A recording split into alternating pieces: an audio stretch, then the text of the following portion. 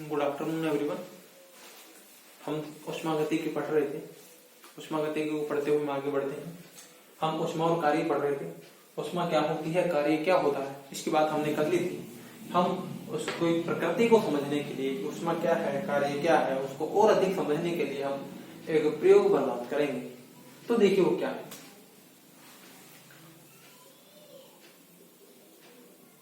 हमने एक बीकर लिया और इस बीकर में हमने पानी भर दिया। पानी कितना ले लिया? 10 ग्राम। 10 ग्राम क्या ले लिया? पानी ले लिया। और इस बीकर में जो पानी है, उस पानी का टेम्परेचर है 25 डिग्री सेंटीग्रेड। 25 डिग्री सेंटीग्रेड के तापमान वाले पानी का 10 ग्राम पानी हमने एक बीकर में ले लिया और इस बीकर को हमने एक बड़े पात्र में रख दिया जिसमें भी पानी भरा हुआ है। इसमें क्या है? पानी है। लेकिन ये पानी कितना है?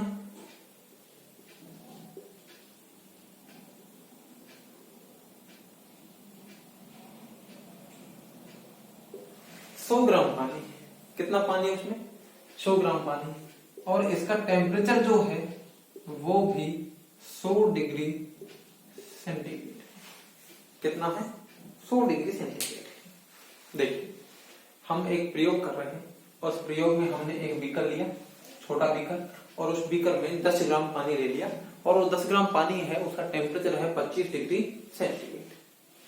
उस 25 डिग्री सेंटीग्रेड तापमान वाले 10 ग्राम पानी के बीकर को हमने एक बड़े बीकर में रख दिया, या बड़े पात्र में रख दिया। उस पात्र में 100 ग्राम पानी है और 100 डिग्री सेंटीग्रेड उसका क्या है? टेम्परेचर है। कुछ समय बाद हम देखते हैं कि हम लोगों को पता है यहां से यहां तापांतर के कारण ऊष्मा का प्रवाह होता है। हम ये थोड़ी देर पहले बात कर चुके हैं कि सिस्टम और सराउंडिंग में अगर ताप का अंतर है तो ताप अंतर के कारण क्या होगा? ऊष्मा का प्रवाह होगा।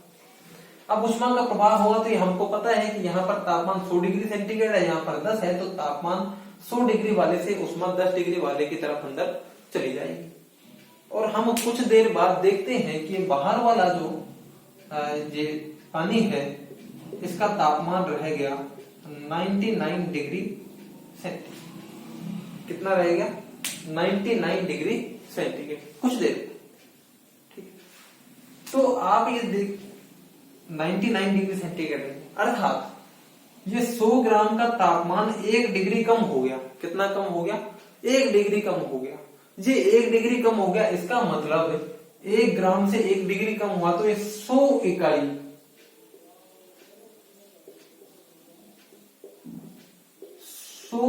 ऊष्मा, हम उसको 1 इकाई मान रहे हैं, तो 1 कम हो रहा है उसको, तो 100 इकाई ऊष्मा बाहर से क्या हो गई? अंदर चली गई। बाहर से क्या हो गई? अंदर चली गई। अब 100 इकाई ऊष्मा अंदर गई है तो इस 10 ग्राम जो है इसका तापमान आप लोग बताइए कितना बढ़ जाएगा?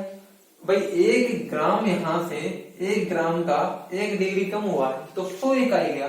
अब 100 इकाई 10 में बराबर बढ़ जाएगा तो 10 डिग्री सेंटीग्रेड तापमान बढ़ जाएगा। तो पहले ये जो 25 डिग्री सेंटीग्रेड तापमान था, ये अब हो जाएगा 35 डिग्री सेंटीग्रेड। मैं दोबारा से रिपीट कर देता हूं। ये एक सामान्य सा प्रयोग है और आप लोग इसको अगर यथार्थ में सोचेंगे तो भी आपको ऐसा ही प्रतीत होगा कि हमने एक 10 ग्राम पानी लिया और एक बीकर में ले लिया, उसका 25 डिग्री सेंटीग्रेड तापमान था, उसको एक बड़े बीकर में रख दिया जिसमें 100 ग्राम पानी 100 डिग्री सेंटीग्रेड का रखा हुआ था। कुछ देर बाद हम देखते हैं कि 100 ग्राम पानी था, इसका तापमान 100 डिग्री सेंटीग्रेड से घट करके 99 डिग्री सेंटीग्रेड रह गया, यानी 1 डिग्री इसका कम हो गया है। क्योंकि इसकी क्वांटिटी 100 ग्राम है तो 100 ग्राम पानी का टेम्परेचर 1 डिग्री कम हो गया, अर्थात मैं इकाई के रूप में लूं तो 100 इकाई ऊष्मा जो है वो इसमें कम होगी और वो 100 इकाई ऊष्मा इसमें चली गई। अब 10 ग्राम पानी था, उसमें 100 इकाई ऊष्मा जुड़ेगी तो ये 10 ग्राम जो पानी है इसका तापमान 10 डिग्री बढ़ जाएगा, क्योंकि वो 100 डिग्री सेंटीग्रेड वाले यानी 100 ग्राम पानी से 1 डिग्री कम हुआ है। तो वो 10 ग्राम पे अप्लाई होगा तो कितना बढ़ जाएगा, 10 डिग्री सेंटीग्रेड बढ़ जाएगा और इस पानी का तापमान हो जाएगा 35 डिग्री सेंटीग्रेड। ये ऊष्मा के प्रवाह के कारण हुआ है। किसके कारण हुआ? ऊष्मा के प्रवाह के कारण हुआ है। चलिए अब हम बात करते हैं इसी प्रयोग को, यानी यही जो है दूसरे प्रयोग कार्य के द्वारा करते हैं इस काम को। देखिए आगे देखिए। अब इस बार हमने क्या किया कि साहब यहाँ पर एक बीकर लिया और उस बीकर में 10 ग्राम पानी दे दिया और उस पानी का तापमान जो था वो था 25 डिग्री सेंटीग्रेड। कितना था? 25 डिग्री सेंटीग्रेड था। उस 25 डिग्री सेंटीग्रेड के 10 ग्राम पानी में हमने एक यहाँ पर क्या लगा दिया, ये घूमने वाला पैडल लगा दिया। क्या लगा दिया? पैडल लगा दिया। और उस पैडल को एक रस्सी से बांध के घिरने के ऊपर से लगा के उससे एम द्रव्यमान क्या है, लटका दिया है। ठीक है। अब इस एम द्रव्यमान को यहां से जब छोड़ते हैं तो देखिए इस एम द्रव्यमान को यहां से छोड़ेंगे तो नीचे की तरफ जाएगा। नीचे की तरफ जाएगा तो पैडल घूमेगा तो इसका मतलब हम क्या कर रहे हैं, इस सिस्टम पर कार्य कर रहे हैं। किस पर? इसमें काम कर रहे हैं। तो हमको इसमें कितना काम करना है, ये द्रव्यमान कब तक नीचे जाता रहेगा, यानी पैडल तब तक घुमाना है या द्रव्यमान को तब तक नीचे ले जाना है जब तक इसे 10 ग्राम पानी का टेम्परेचर 25 डिग्री से बढ़ करके 35 डिग्री सेंटीग्रेड नहीं हो जाए। तब तक हमको ये द्रव्यमान छोड़े रखना है, यानी इसको नीचे जाने दो और ये पैडल अपने आप घूमता रहेगा। ठीक है। जैसे हम इस द्रव्यमान को छोड़ेंगे तो ये नीचे जाएगा तो ये इस डोरी से बंधा हुआ तो ये पैडल घूमेगा। ठीक है।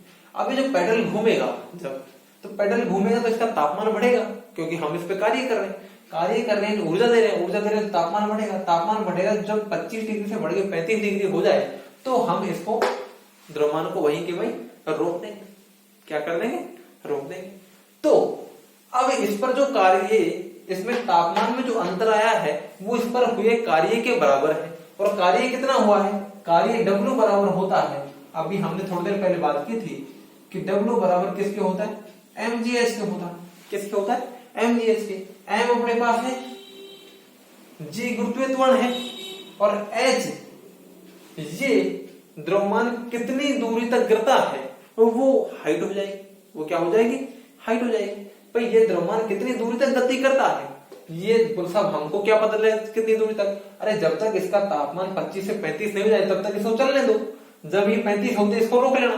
तो पहले क्या स्थिति थी और बाद में क्या स्थिति है, वो डिस्टेंस इसके द्वारा तय की गई दूरी हो जाएगी, हाइट हो जाएगी। तो mgh तो वो क्या हो जाएगा? वर्क हो जाएगा।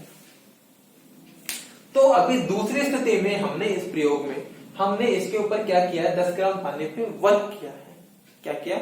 वर्क किया है mgh। और वर्क से उसका तापमान 25 डिग्री से 35 डिग्री हो गया है। पहली वाली स्थिति में जो था वो हमने क्या किया था, उसको ऊष्मा हीट के द्वारा उसका तापमान 25 डिग्री से 35 डिग्री सेंटीग्रेड हो गया था।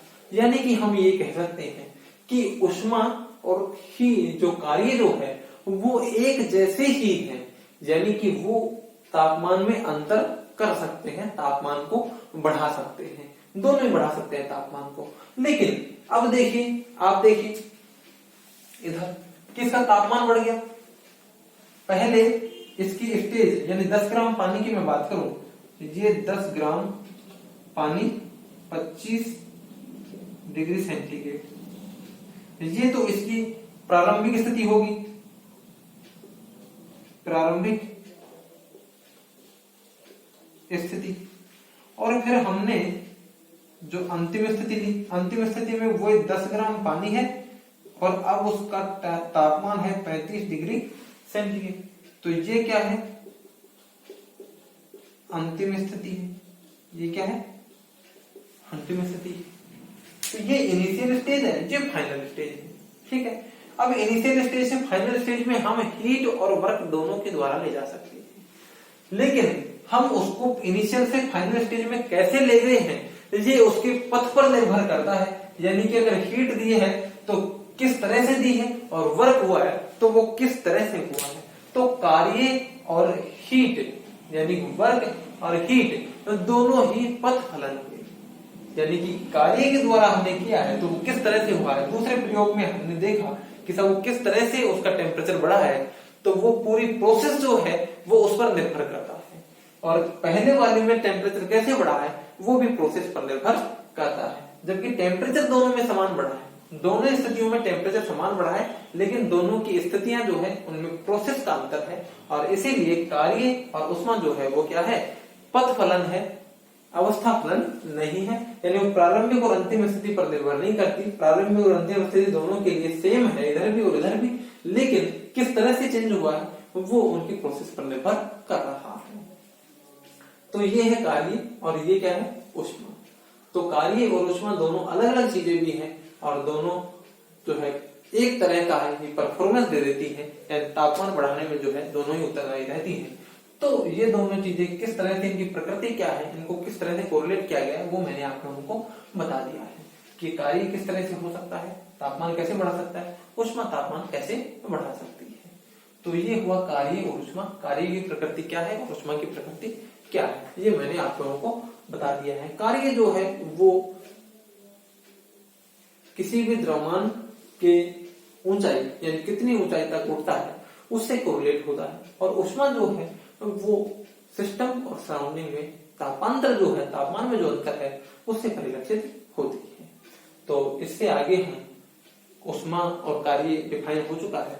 ऊष्मा और कार्य के बाद में हम ऊष्मागतिकी के प्रथम नियम की बात करेंगे कि ऊष्मागतिकी के प्रथम नियम क्या है। ऊष्मागतिकी के प्रथम नियम के बाद में हम ऊष्मागतिकी के प्रथम नियम में हीट और वर्क के बाद में इंटरनल एनर्जी की बात करेंगे, यानी कि आंतरिक ऊर्जा क्या होती है, आंतरिक ऊर्जा कार्य और ऊष्मा से किस प्रकार से कोरिलेट होती है, और भी अदर फॉर्म ऑफ एनर्जी जो है वो किस प्रकार से कोरिलेट होती है, उन सब की हम बात करेंगे। इसके आगे का ऊष्मागतिकी का प्रथम नियम हम नेक्स्ट वीडियो में देखेंगे। और इसमें आप लोगों को मैं फिर से रिपीट करता हूँ और फिर से बताना चाहता हूँ कि थर्मोडायनामिक्स के वीडियो आपको एक बार में समझ में नहीं आएंगे। थर्मोडायनामिक्स एक ऐसा टॉपिक है जो आप ऐसा मत समझिए कि एक बार आपने पढ़ लिया या वीडियो सुन लिया और आपके समझ में आ गया हो, या बुक आपने उठाई और आपने एक बार उसको पढ़ लिया या रीड आउट कर लिया और आपके समझ में आ गया। इनऑर्गेनिक आप एक बार पढ़ोगे आपको समझ में आ जाएगी, ऑर्गेनिक आप एक बार पढ़ोगे आपको समझ में आ जाएगी, लेकिन फिजिकल केमिस्ट्री जो है, थर्मोडायनामिक्स है, क्वांटम है, काइनेटिक्स है, इलेक्ट्रोकेमिस्ट्री, ये सब चीजें ऐसी हैं, ये बहुत समझने की चीजें हैं और यथार्थता में आपको दिखाई नहीं देती है। इसलिए इन चीजों को जो है समझने के लिए आपको बार बार प्रयास करना पड़ेगा। अगर आप किताब भी पढ़ो तो उसको बार बार रिपीट कीजिए, और अगर वीडियो देखो तो आपको एक बार में समझ में नहीं आएगा, आप उसको रिपीट करके देखिए, 2 बार देखिए, 3 बार देखिए, तो आप उनको बार बार देखोगे तो आपको वो समझ में आएगा कि यार ये क्या हो रहा है और क्या चीज है। तो इससे आगे का हम नेक्स्ट वीडियो में पढ़ेंगे। Thank you.